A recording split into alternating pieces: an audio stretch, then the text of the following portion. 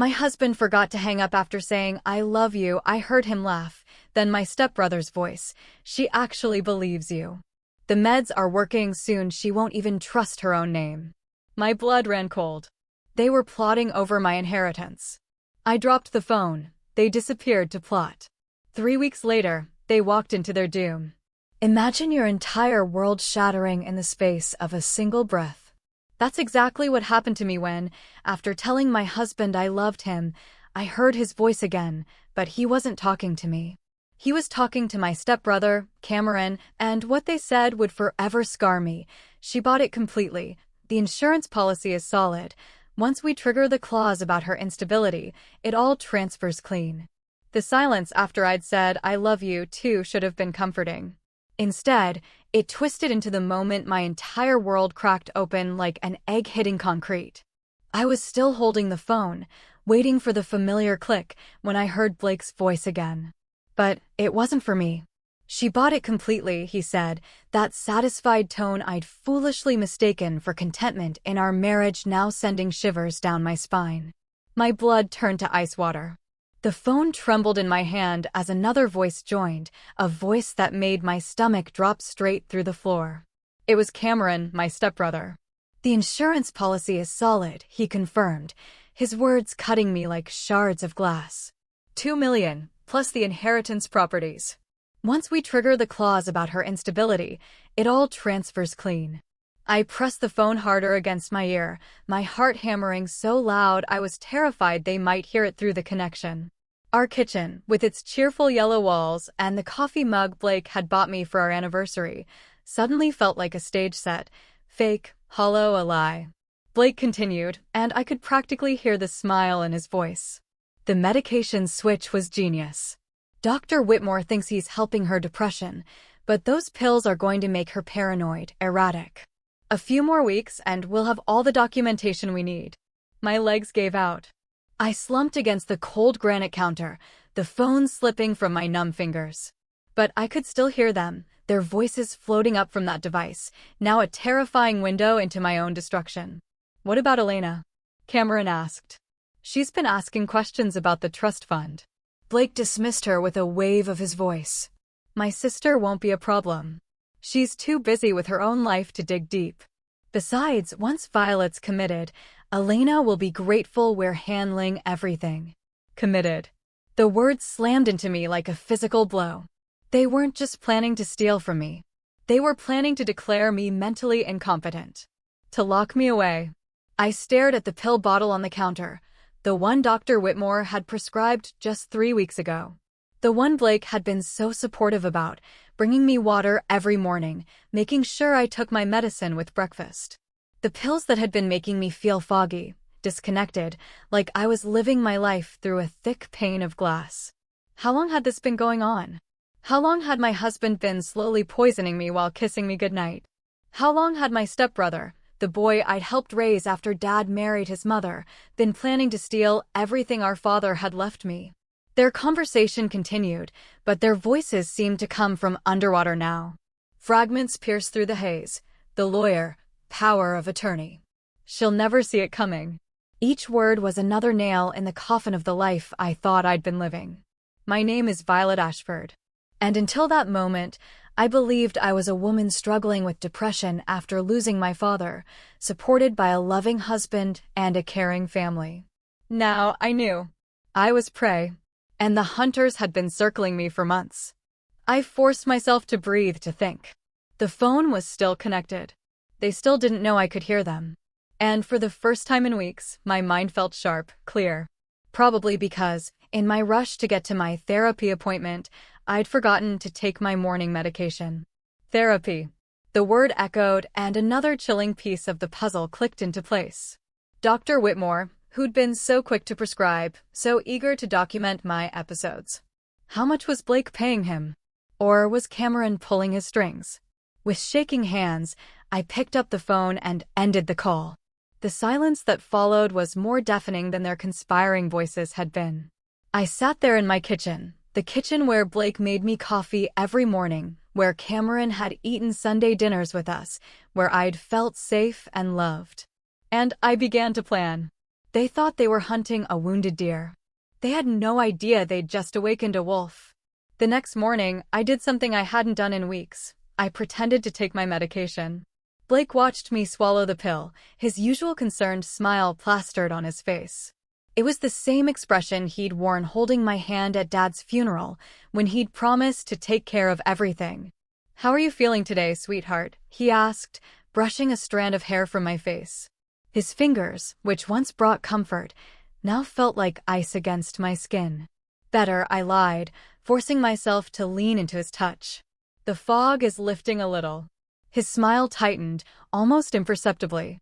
"That's wonderful, but remember what Dr. Whitmore said. Recovery isn't linear. You might have some bad days ahead." He was setting the stage for my inevitable breakdown. How thoughtful of him. "I know," I said softly, the words tasting like ash in my mouth. "I'm just grateful to have you taking care of everything. I don't know what I'd do without you." His expression relaxed. He kissed my forehead, and I had to fight every instinct not to flinch away. "I'll always take care of you, Violet. Always." After he left for work, I spat the pill into my palm and flushed it down the toilet. Then I called in sick to my job at the art gallery, a job Blake had been encouraging me to quit, claiming the stress was too much for my fragile state. No, I had work to do. My first stop was the bank. Since Dad's death, I'd let Blake handle our finances, too grief-stricken and medicated to care about money. But I still had access to my accounts, and I needed to see exactly what had been happening to my inheritance. The numbers on the screen made my stomach churn. Transfers, withdrawals, investment changes, all authorized with my electronic signature. Except I'd never authorized any of them. Blake had been systematically moving my money, small amounts at first, then larger chunks as my depression worsened and I became less involved.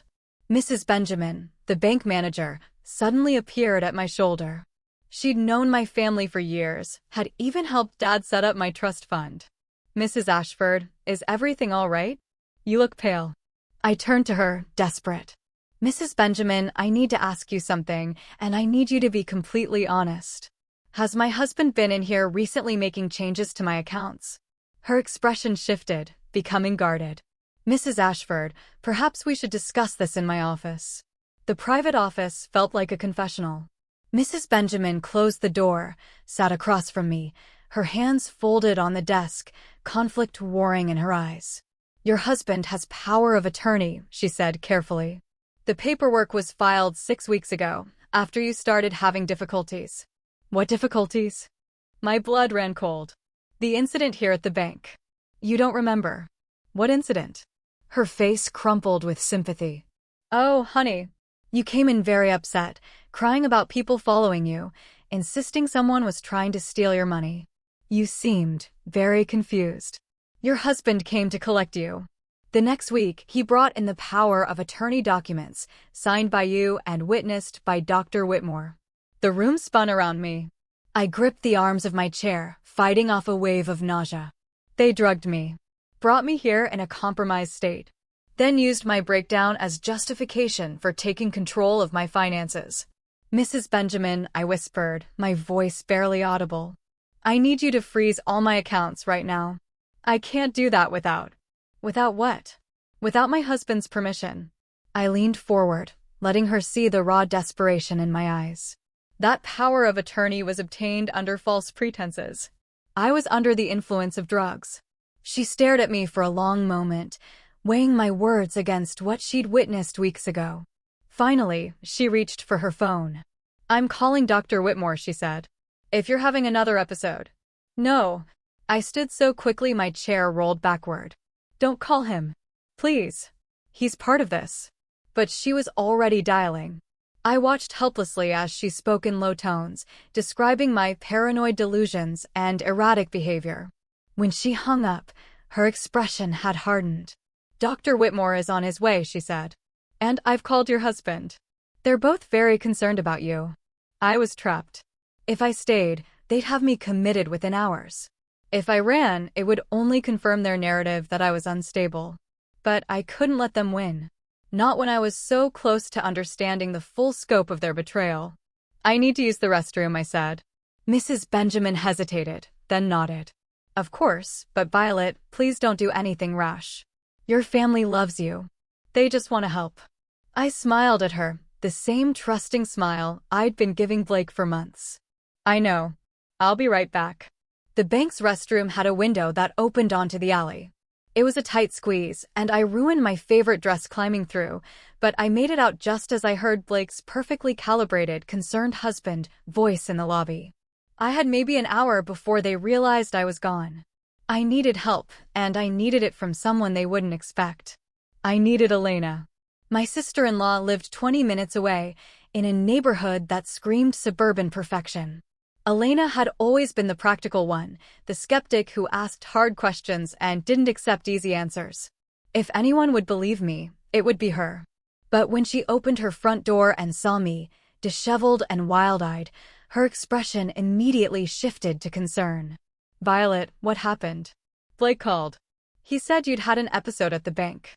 He called her already? My heart sank. Of course he had. They were covering all their bases. Come inside, Elena said, ushering me into her pristine living room. You look terrible. When's the last time you ate something? I couldn't remember. The medication had been suppressing my appetite for weeks. Elena, I pleaded, I need you to listen to me. Really listen. Blake and Cameron are trying to have me committed so they can steal my inheritance. She sat across from me, her face carefully neutral. That's a very serious accusation, Violet. I heard them talking. The words tumbled out. Blake forgot to hang up the phone after our call yesterday, and I heard everything. They've been spiking me, Elena. The pills Dr. Whitmore prescribed? They're not antidepressants. They're making me paranoid and confused so they can claim I'm mentally incompetent. Elena was quiet for a long moment, studying my face. You know how that sounds, right? Like the ravings of a mentally ill woman. I know. That's exactly what they're counting on. I leaned forward, grabbing her hands. But you know me, Elena. You've known me for 8 years. Have I ever lied to you? Have I ever been anything but rational and level-headed? She squeezed my hands gently. No, but grief can change people, Violet. And depression. I'm not depressed. The words exploded out of me, louder than I intended. I mean, I was sad about Dad, of course I was. But I wasn't suicidal or delusional or any of the things Blake has been telling people. The only time I felt crazy is when I've been taking those pills. Elena's phone buzzed. She glanced at it, and I saw Blake's name on the screen. Don't answer it. I pleaded. Please, just give me 5 minutes to prove what I'm saying. She hesitated, then declined the call. 5 minutes, she said. I pulled out my phone and showed her the banking app, the transfers and withdrawals happening without my knowledge. Then I showed her the pill bottle, explaining how Blake had been so insistent about my medication schedule. This could all be explained, Elena said, but her voice was less certain now. Maybe Blake was just trying to help manage your finances while you were grieving and the medication. Then explain this, I said, and played the recording I'd made of yesterday's phone call. I'd been smart enough to start recording the moment I realized Blake hadn't hung up. Elena's face went white as she listened to her brother's voice discussing my instability and the insurance money. When Cameron's voice joined in, talking about triggering clauses and transferring assets, she looked like she might be sick. Oh my God, she whispered. Oh my God, Violet, I'm so sorry. I had no idea. You believe me? I asked, a fragile hope blooming in my chest. How could I not? That's Blake's voice, clear as day. She stood up, pacing to the window. But this is criminal. We need to call the police. With what proof? I shot back. A recording that could be dismissed as fake? My word against a respected doctor and my grieving husband. I shook my head. They've been planning this for months, Elena. They have documentation, witnesses, medical records. By the time the police sort through it all, I'll be locked up in a psychiatric facility, and they'll have cleaned out every account. Elena's phone buzzed again. This time, it was Cameron. He's calling you now, I observed. They're coordinating their search. She declined the call, but I could see the wheels turning in her mind. What do you want to do, Violet? She asked, her voice tight. I want to destroy them, I said, my voice cold, but I need help. And I need someone they trust to help me do it. Elena looked at me for a long moment, then nodded slowly. What do you need? The plan we hatched was simple in concept, but complex in execution. Elena would call Blake back, tell him she'd found me, having a breakdown in her living room, and convince him I needed immediate psychiatric intervention. She'd suggest bringing me to Dr. Whitmore's office, where Blake could sign the commitment papers. Meanwhile, I would be gathering evidence. This is incredibly dangerous, Elena warned as she helped me climb into the back of her SUV. If they catch you. They won't, I said, though my heart was hammering against my ribs. Blake thinks I'm having a psychotic break. He won't expect me to be thinking clearly enough to investigate. Elena drove me to Blake's office building and dropped me off in the parking garage. I had maybe 2 hours before the fake appointment at Dr. Whitmore's office. 2 hours to find proof of what they'd been planning. Blake's law firm occupied 3 floors of a downtown high-rise. I'd been there dozens of times for office parties and client dinners, so the security guard recognized me and waved me through without question. Mrs. Ashford, how are you feeling? Blake mentioned you'd been under the weather. Much better, thank you, Jerry. I just need to grab something from Blake's office. Blake's secretary was at lunch. His office door was unlocked. I slipped inside and immediately went to his computer. He'd always been careless about passwords, using the same combination of our anniversary date and his mother's maiden name for everything. What I found in his files made my hands shake with a furious rage. There were emails dating back 6 months, conversations with Cameron about the Violet situation. They'd been planning this since before Dad's funeral, waiting for the right moment to strike. There were communications with Dr. Whitmore about medication protocols, discussions of dosages and side effects. There were forged documents with my signature, insurance forms I'd never seen, and a detailed timeline for my mental deterioration. But the worst part was the folder labeled contingency plans. Inside were photographs of me, taken without my knowledge, pictures of me looking disheveled and confused, clearly captured during my worst medicated days. There were witness statements from people I'd never met, claiming to have observed my erratic behavior. There was even a fake suicide note, written in a font that mimicked my handwriting. They weren't just planning to steal from me. They were planning to destroy me so completely that no one would ever believe my side of the story. I copied everything to a flash drive, my hands trembling as I worked. Then I found something that made my blood run cold. A life insurance policy I'd never signed, with Blake as the sole beneficiary. The death benefit was $5 million. They weren't planning to have me committed just long enough to establish a pattern of mental illness and then. My phone buzzed. A text from Elena. They're getting suspicious. Wrap up now. I pocketed the flash drive and was about to leave when I heard voices in the hallway. Blake's voice. And Cameron's. They were coming back early. I looked around frantically for somewhere to hide, but Blake's office was too open, too exposed. The voices were getting closer. In desperation, I ducked under his desk, pulling the chair in to hide me just as the door opened. Told you we should have moved faster, Cameron was saying. She's getting too suspicious. That stunt at the bank could have ruined everything. Relax, Blake replied, and I heard him settle into his chair directly above me. My heart was pounding so loud I was sure he could hear it. Elena has her now. She's probably sedated and on her way to Whitmore's facility as we speak.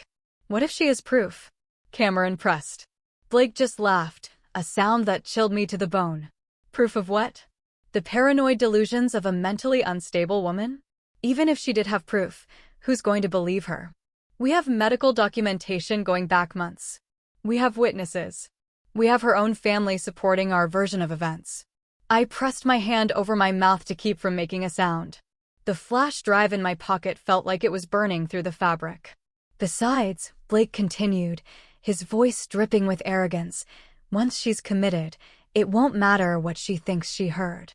Whitmore will have her so medicated she won't remember her own name, let alone some conspiracy theory about her loving husband. And the final phase? Cameron asked. 6 months, maybe less, if we can accelerate her decline. A tragic accident in the psychiatric facility brought on by the overwhelming guilt of her paranoid accusations against the people who loved her most. Very sad, very believable. I bit down on my knuckles so hard I tasted blood. They were planning to take my life and make it look like I ended my own. The life insurance policy would pay out. The inheritance would transfer to Blake as my widower. And Cameron would get his cut for helping orchestrate my destruction. What about Elena? Cameron asked. She seemed genuinely concerned today. Elena's always been soft-hearted. Once Violet's gone, she'll be grateful we handled such a difficult situation. She might even thank us for ending her suffering. My phone vibrated against my leg. A text message. I couldn't check it without risking discovery, but I knew it had to be Elena, wondering where I was. We should go, Blake said finally. Whitmore is expecting us, and I want to be there when they bring her in. I need to play the devastated husband perfectly. I heard chairs scraping, footsteps moving toward the door.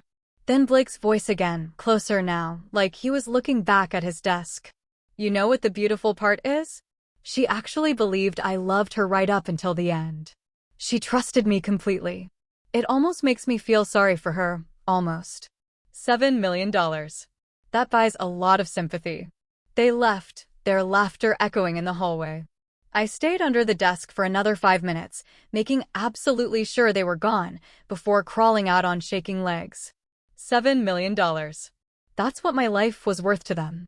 That's what my father's love, my trust, my marriage vows meant in their twisted calculation. Tomorrow morning, Sophia said, the police will arrest them simultaneously. And we'll release your miraculous survival story to the press. You'll be the woman who faked her own death to expose her husband's evil plot. I should have felt triumphant. I should have felt vindicated. But instead, I just felt empty. Violet, Elena's voice came from behind me.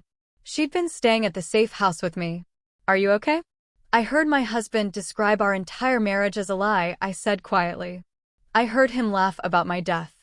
I heard him toast my memory while planning to spend the money he got from me. I looked up at her, my eyes pleading. How am I supposed to be okay? Elena sat down beside me and took my hand. You're supposed to be alive. Everything else, we can work on. The arrests happened at dawn. I watched from Sophia's office as news vans surrounded Blake's house and Cameron's apartment building. The footage of them being led away in handcuffs should have been satisfying, but all I felt was a strange numbness. Mrs. Ashford? Sophia's assistant knocked on the door. The press conference is in an hour. Are you ready? I looked at myself in the mirror. I'd lost weight during my weeks of being spiked, and the stress of the past few days had left dark circles under my eyes. I looked like a woman who'd been through hell, which I suppose I had. As ready as I'll ever be, I whispered. The press conference was a circus. Reporters shouted questions, how I'd survived, why I'd faked my death, what I'd discovered about my husband's plot. I answered mechanically, sticking to the script Sophia and I had prepared.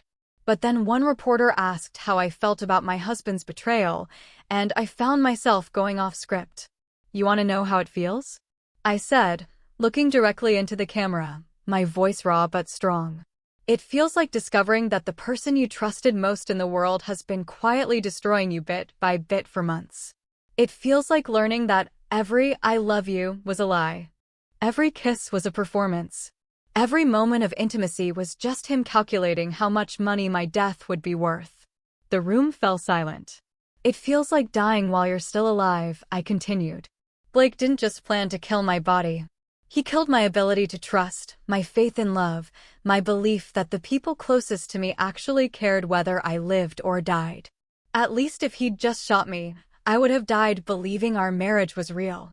I stood up, ignoring Sophia's attempts to get me to sit back down. But here's what Blake and Cameron didn't count on, I said, my voice growing stronger with each word. They didn't count on me being smart enough to figure out their game. They didn't count on me having people who actually cared about me, like my sister-in-law, Elena, and my lawyer, Sophia. And they definitely didn't count on me being angry enough to fight back. I leaned toward the microphones. To anyone else out there who might be going through something similar, if someone is trying to convince you that you're crazy, if someone is pushing medication you don't need, if someone is isolating you from your support system, trust your instincts. You're not paranoid. You're not delusional. And you are not alone.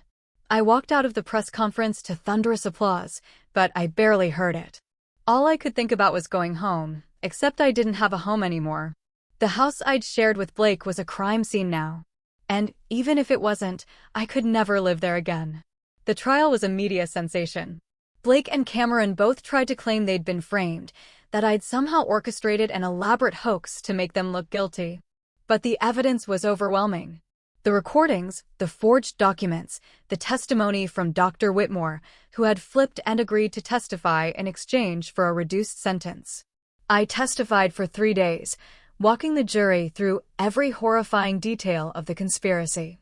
I told them about the pills that made me feel like I was losing my mind, about the financial manipulations I'd discovered, about the moment I'd heard my husband planning to take my life. Blake's lawyer tried to paint me as a vindictive woman seeking revenge on an innocent man, but the recordings spoke for themselves. When the jury heard Blake toasting my death and bragging about the insurance money, several of them looked physically ill. The verdict came back after only 4 hours of deliberation. Guilty on all counts. Blake got 25 years for conspiracy to commit murder, insurance fraud, and elder abuse. Cameron got 20 years for his role in the conspiracy. Dr. Whitmore got 10 years and lost his medical license permanently. I should have felt vindicated. I should have felt like justice had been served. But I just felt hollow. 6 months after the trial, I was living in a small apartment across town, trying to rebuild a life that felt completely foreign to me. The insurance companies had paid out the claims on my death, then sued to get the money back when I turned up alive. My inheritance was tied up in legal proceedings. The art gallery had fired me during my mental health crisis, and no one seemed eager to hire the woman who'd faked her own death, even if it was for good reason. Elena visited regularly, but I could see the worry in her eyes. I wasn't getting better. If anything, I was getting worse. The numbness that had started during the trial had spread until I felt like I was living my life through thick glass, watching everything happen to someone else. You need to talk to someone, Elena said during one of her visits. A therapist, a counselor, someone who can help you process what happened. I've had enough of therapists, I said flatly, the bitterness thick in my voice. The last one was trying to have me committed so my husband could steal my money. Not all therapists are Dr. Whitmore, she insisted. There are good ones out there, people who actually want to help. I knew she was right, but I couldn't bring myself to care. What was the point of healing when everything I'd believed about my life had been a lie? What was the point of moving forward when I couldn't trust my own judgment about people? The doorbell rang, interrupting my spiral of self-pity. I wasn't expecting anyone, and Elena was already here. I looked through the peephole and saw a woman I didn't recognize, middle-aged, professionally dressed, with kind eyes and a patient expression. Mrs. Ashford, my name is Dr. Camilla Asher. I'm a psychiatrist, but I'm not here in a professional capacity. I'm here because I read about your case and I wanted to talk to you about something important. I opened the door, but kept the chain on. If this is about treatment, I'm not interested. It's not, she replied. It's about other women. Women who've been through what you've been through. That got my attention. I unlatched the chain and let her in. Dr. Asher sat down in my living room and pulled out a folder. I've been working with victims of psychological abuse for 15 years, she said. What happened to you? The systematic spiking of your drinks, the gaslighting, the financial manipulation. It's more common than you might think. She opened the folder and showed me photographs, documents, news clippings. These are just from the past year.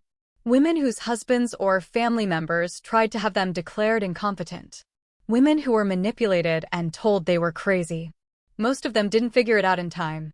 I stared at the photos. Women of all ages, all backgrounds, all with the same haunted look in their eyes that I saw in my own mirror every morning. What happened to them? I asked, my voice barely a whisper. Some are in psychiatric facilities, heavily medicated and unable to advocate for themselves. Some lost everything and are living in poverty. A few. She paused, her gaze softening. A few didn't survive. The weight of what she was saying hit me like a physical blow. You're saying there are other Blakes out there? Other Camerons? I'm saying there's an entire network of people who prey on vulnerable women, especially women with money or property.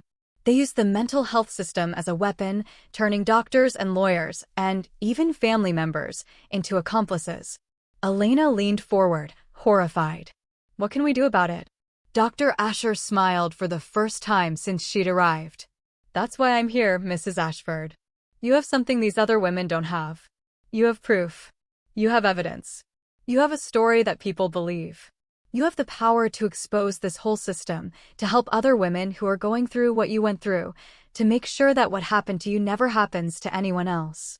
I was quiet for a long moment, thinking about the women in the photographs, about the hollow look in their eyes that matched my own. What would I have to do? Tell your story, Dr. Asher urged. Not just the sensational parts that made the news, but the real story, the subtle signs, the gradual erosion of your autonomy, the way they made you doubt your own sanity. Help other women recognize the warning signs before it's too late. And you think that would help? I think it could save lives. The foundation started small. Just me, Dr. Asher, and Elena, working out of a rented office space downtown. We called it the Violet Ashford Foundation for Psychological Abuse Awareness. Our mission was simple: to educate women about the warning signs of systematic psychological manipulation and to provide resources for those who suspected they were being targeted. The first few months were hard.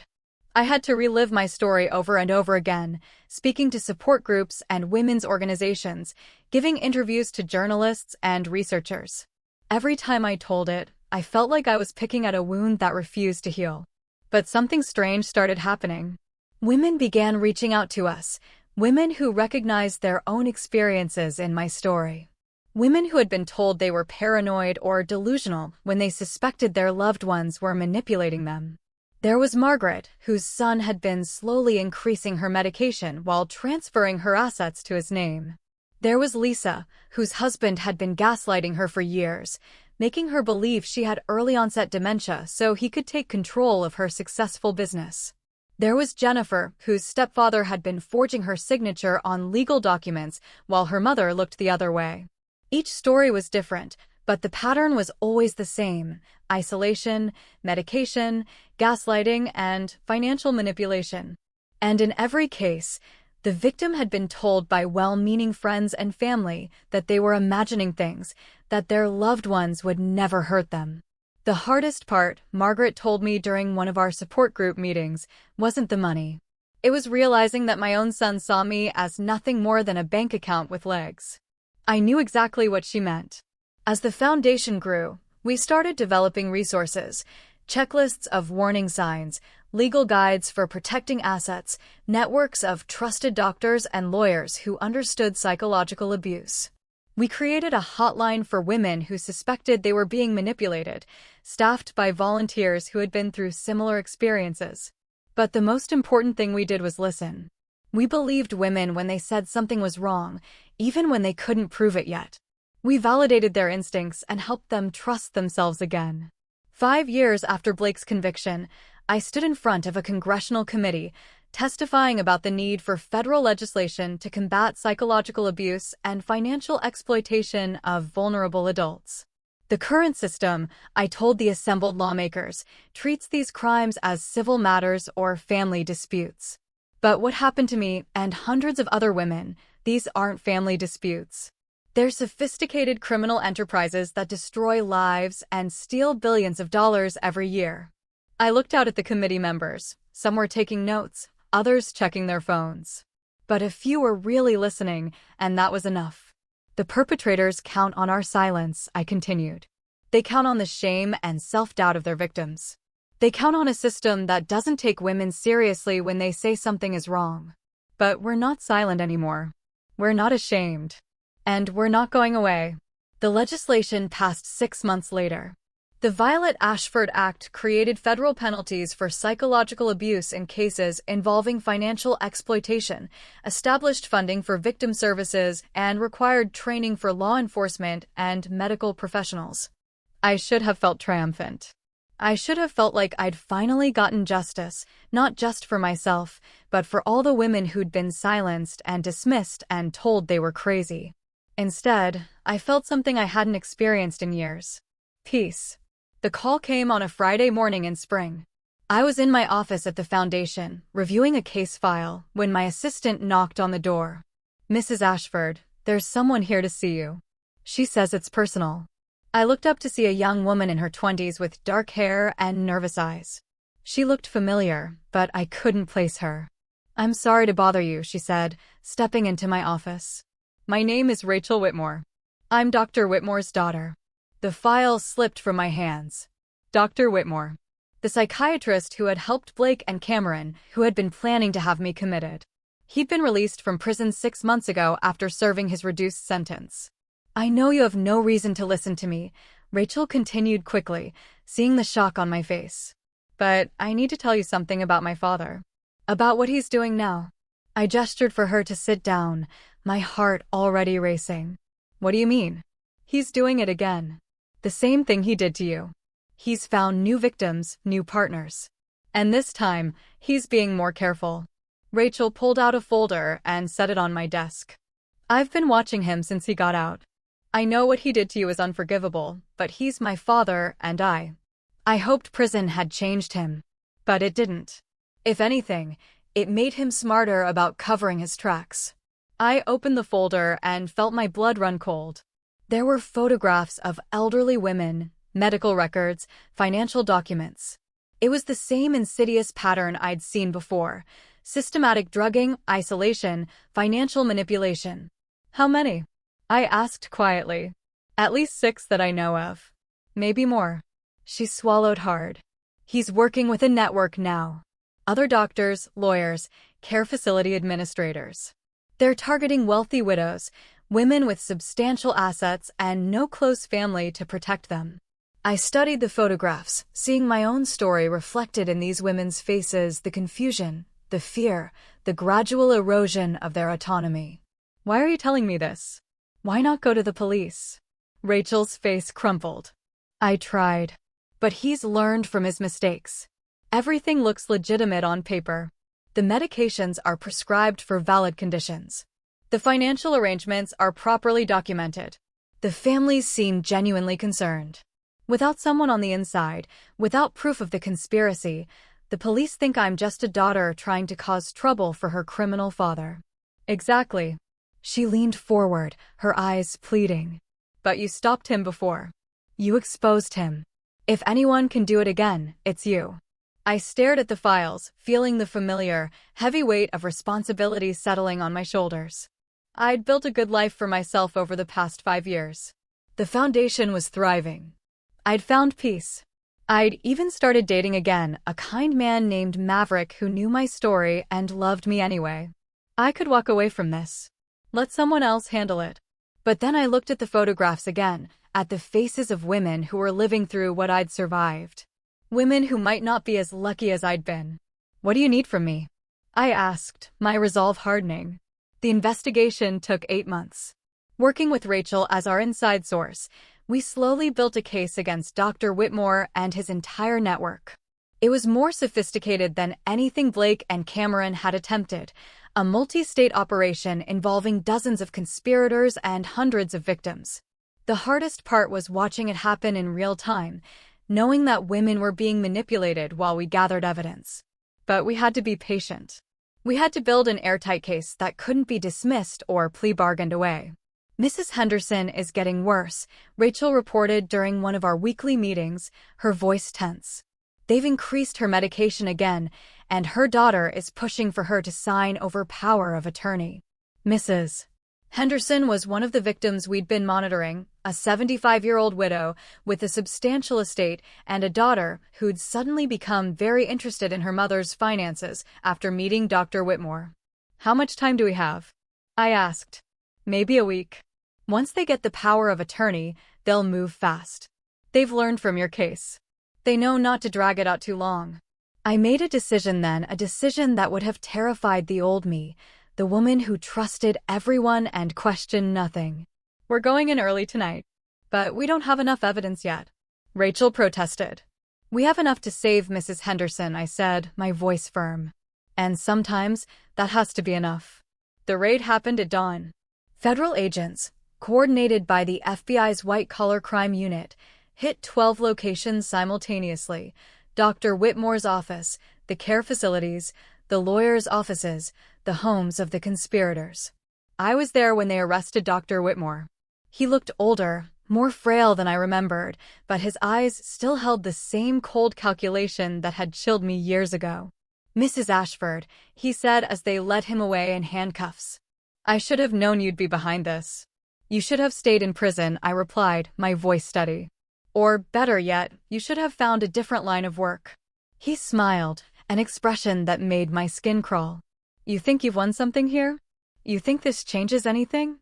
There are dozens of operations like this one, hundreds of doctors and lawyers who know how profitable vulnerable women can be. You can't stop them all." "Maybe not," I said, meeting his gaze. "But I can stop you. And that's enough for today." The trial was even bigger than Blake and Cameron's had been. The media dubbed it the Whitmore conspiracy, and it exposed a network of corruption that reached into some of the most respected institutions in the country. Dr. Whitmore got life in prison. This time, his co-conspirators received sentences ranging from 10 to 30 years. The care facilities were shut down. The lawyers were disbarred. And the victims, those who were still alive, began the long, painful process of reclaiming their lives and their assets. But the most important outcome wasn't the convictions or the sentences. It was the conversation that followed. Suddenly, everyone was talking about psychological abuse, about the vulnerability of elderly women, about the systems that failed to protect them. Medical schools began requiring courses on recognizing abuse. Law enforcement agencies developed new protocols for investigating these crimes. And most importantly, women began speaking up. The Foundation's hotline was flooded with calls from women who'd recognized the warning signs in their own lives, who trusted their instincts instead of dismissing them as paranoia. We prevented dozens of cases from reaching the point mine had, helping women escape before they lost everything. "You've changed the world," Maverick told me one evening as we sat on the porch of the house we'd bought together, a small place with a garden where I could grow the flowers I'd always loved, but never had time for during my marriage to Blake. "I've changed a small part of it," I corrected, leaning into his warmth. "There's still so much work to do." "There always will be," he agreed. "But that doesn't diminish what you've accomplished." Maverick was nothing like Blake. He was honest where Blake had been deceptive, supportive where Blake had been manipulative, genuine where Blake had been calculating.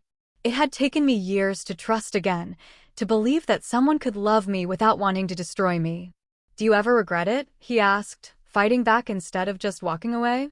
I thought about it for a moment, watching the sunset paint the sky in shades of gold and pink.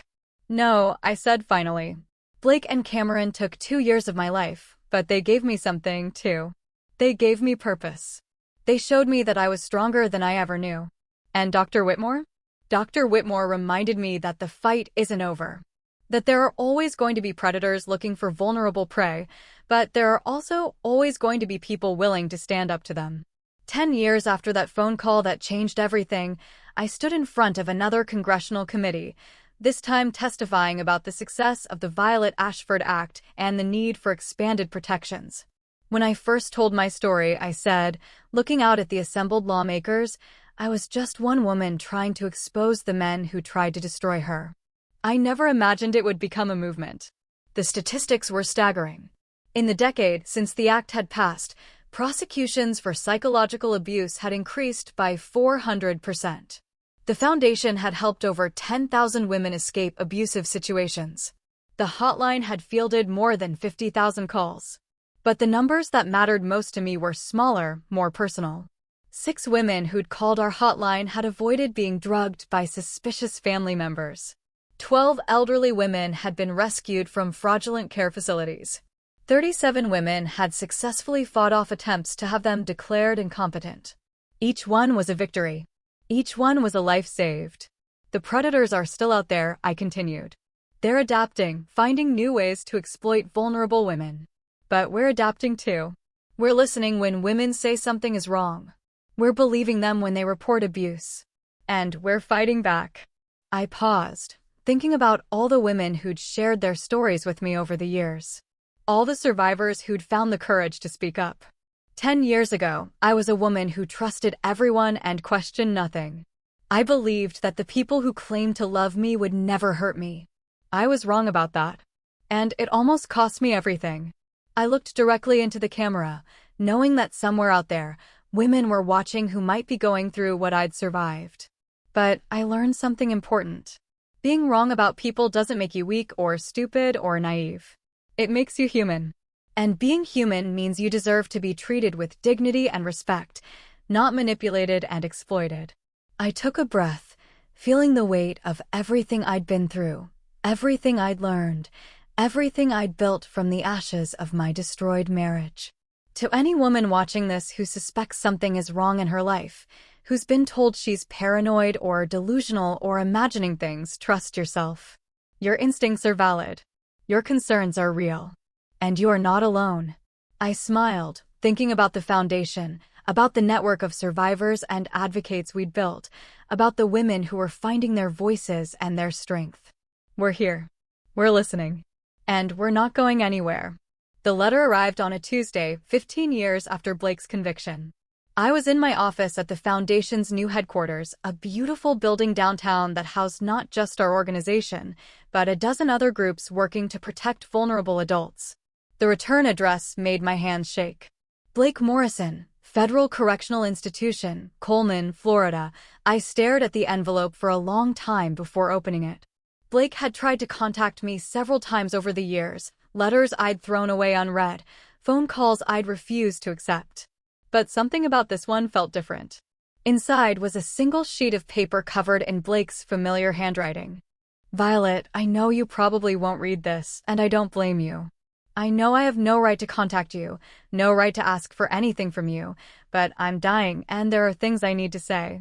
I have pancreatic cancer. The doctors say I have maybe 7 months.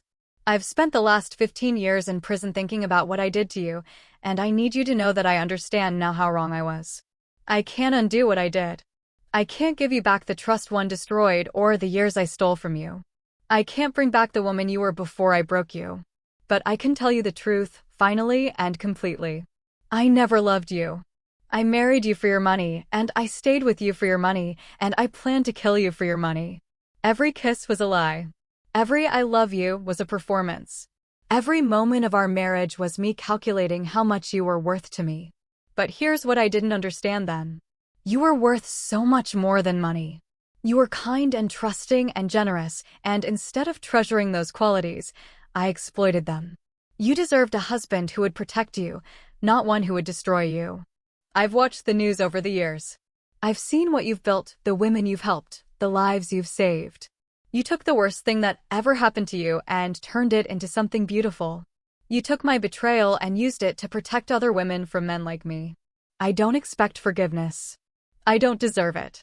But I wanted you to know that even though I never loved you the way you deserved, I respect what you've become. You're stronger than I ever was, braver than I ever was, better than I ever was. I'm sorry, Violet, for all of it. For every lie, every manipulation, every moment of pain I caused you. I'm sorry I wasn't the man you thought you married. I'm sorry I wasn't the man you deserved. I hope you're happy. I hope you found someone who loves you the way you should be loved. I hope you found peace. Blake. I read the letter 2 times, then set it down on my desk and stared out the window at the city below. Somewhere out there, women were living their lives, trusting their partners, believing in love. Some of them would be betrayed, as I had been. But more of them would be protected because of the work we'd done, because of the conversations we'd started, because of the systems we'd changed. I thought about the woman I'd been 15 years ago, trusting, naive, vulnerable. She was gone, destroyed by Blake's betrayal, as surely as if he'd killed her. But from her ashes had risen someone stronger, someone who could protect others from the predators who saw vulnerability as opportunity. I picked up my phone and called Maverick. "How was your day?" he asked, his voice warm with the genuine affection I'd learned to recognize and trust. "Complicated," I said. "But good. How was yours?" "Better now that I'm talking to you." I smiled, feeling the familiar warmth that came from being loved by someone who saw me as more than a bank account, more than a target, more than a means to an end. "I love you," I said, and meant it completely. "I love you too," he replied. And I knew he meant it too. After we hung up, I took Blake's letter and fed it into the shredder beside my desk. Then, I opened my laptop and began working on my speech for tomorrow's conference, a gathering of advocates, survivors, and law enforcement officials from around the world, all working to protect vulnerable adults from exploitation. The title of my presentation was From Victim to Victor: How Betrayal Can Become Purpose. I had a story to tell and women to protect and a world to change. Blake was dying in prison, alone and forgotten. I was living in freedom, surrounded by love and purpose. In the end, that was justice enough. This journey was long and incredibly painful, but it led me to find my purpose. I'd love to know, have any of you faced a betrayal so deep it changed the course of your life? What did you do? Share your thoughts and experiences in the comments below. I read every single one.